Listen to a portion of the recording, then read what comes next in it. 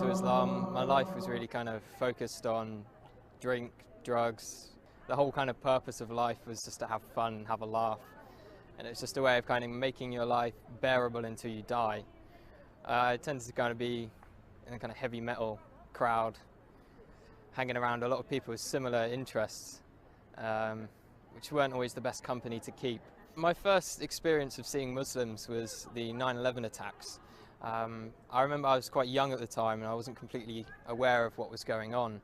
In fact, I ran to one of my friends after seeing the news report and I told him that the tourists had declared war on America because I'd never heard of terrorists before.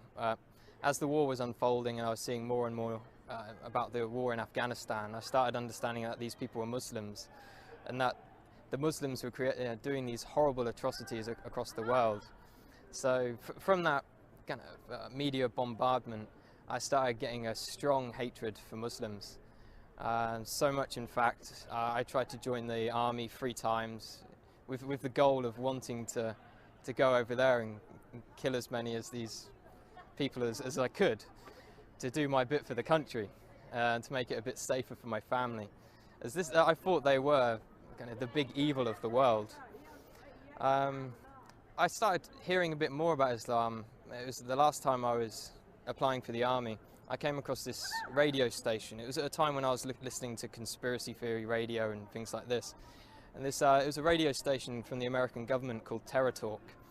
And it was talking about the life of the Prophet ﷺ. And it just didn't sound right to me that people would follow him from all these evil things they were saying about him.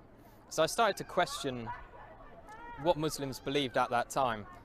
I was on a spiritual search anyway. At the time I was looking into Norse mythology and paganism, and one of my friends turned to me and said, before you decide on this paganism thing, have a look around a bit more. And then I eventually picked up the Quran from my college.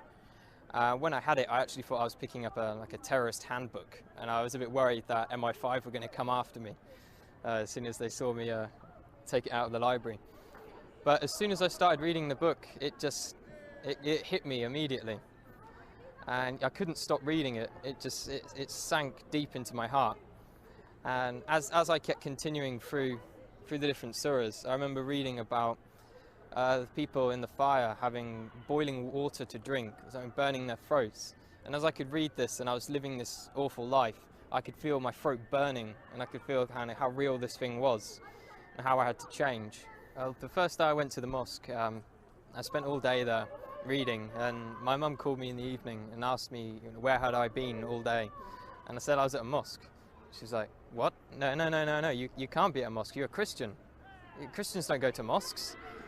And she was very, very shocked and thought I was going down a bad path. That was my mum's original reaction. After a while she started to accept it. She'd done a lot of crying.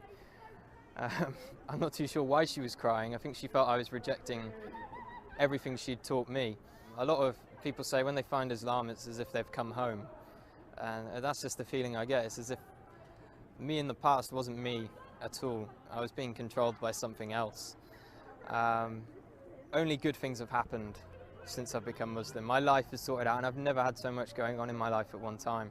If I was going to give advice to someone else who is thinking about Islam, I'd definitely tell them to come to the mosque and speak to a man of knowledge, not search the internet for the answers. There are some good things on the internet, but when you don't know anything about Islam, you can't judge what is right and what is wrong. So it's much better to speak to someone, spend time with the Muslims. I spent many weeks in their company, and you get an understanding of who they are and what kind of quality of people they are. Don't be afraid of what your family think. I've had many people, and myself as well, was worried about what my parents would think. And at the end of the day, Islam is for you, it's for you. You can just hope the best for your parents will come afterwards. Allahu Akbar, Allahu